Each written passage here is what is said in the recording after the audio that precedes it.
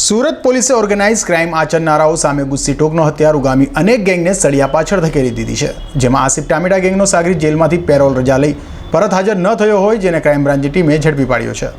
Crime બ્રાન્ચની team નાસ્તા ફરતા આરોપીઓને ઝડપી પાડવા મેદાને છે, ત્યારે ખૂનની કોશિશ, ખંડણી, અપહરણ, લૂંટ અને આર્મ્સ એક્ટ સહિતના ગંભીર ગુનાઓ આચરનાર અને ગુસ્સી ટોકના આરોપીઓ પૈકી આસિફ ટામેટા ગેંગનો સાગરીત અજ્જુ ટામેટા ગત ઓક્ટોબરમાં પેરોલ રજા લઈ નીકળ્યા બાદ જેલમાં હાજર થયો ન હતો, તો અસગર અલી ઉર્ફે અજ્જુ ટામેટા સૈયદ માન દરવાજા પાસે આવવાનો છે તેવી માહિતી મળતા જ ક્રાઇમ બ્રાન્ચની ટીમે માન દરવાજા પાસે ખાડેપુલ ખાતે વોચ ગોઠવી હતી અને ત્યાંથી આરોપી અજ્જુ ટામેટા સૈયદને ઝડપી પાડ્યો હતો અને તેનો કબજો લાજપોર જેલને સોંપવાની તજવીજ હાથ ધરી છે.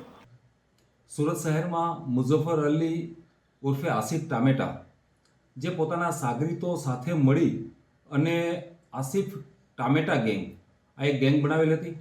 આ ગેંગના જે સભ્યો છે એ ખૂન, લૂંટ, ધાડ, અપહરણ આવા જેવા ગંભીર ગુનાઓ આચરતી ગેંગ હતી અને આ ગુનાઓ આચરી અને જે આર્થિક ફાયદા થતા હતા એ આર્થિક ફાયદાથી પોતાનું આજીવિકાનું સાધન બનાવી લીધેલું હતું અને સંપૂર્ણપણે આ ટોળકી છે એ ગુના આચરતી ટોળકી હતી.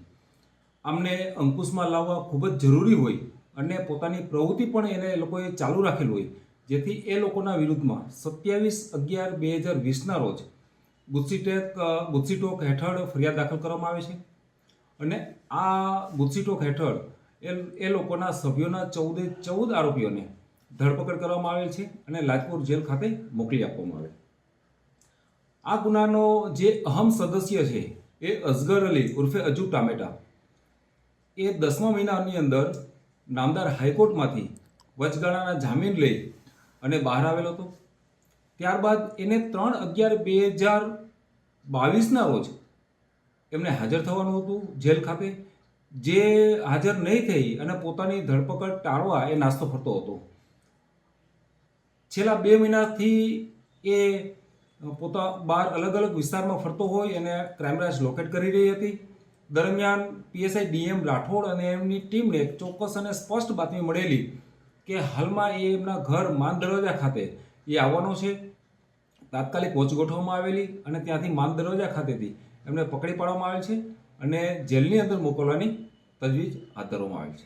સુરતમાં ઓર્ગેનાઇઝ ક્રાઇમ આચરનાર ટોળકીઓ સામે પોલીસે ગુસ્સી ટોકનો હથિયાર ઉગામતા મોટાભાગની ગેંગો હાલ જેલમાં ધકેલી દેવાઈ છે, ત્યારે નવી ઉભરાતી ગેંગો સામે પોલીસ અત્યારથી જ લાલ આંખ કરે જોઈએ તેવી માંગ પણ ઉઠવા પામી છે. સેટા સાથે અઝર કુરેશી.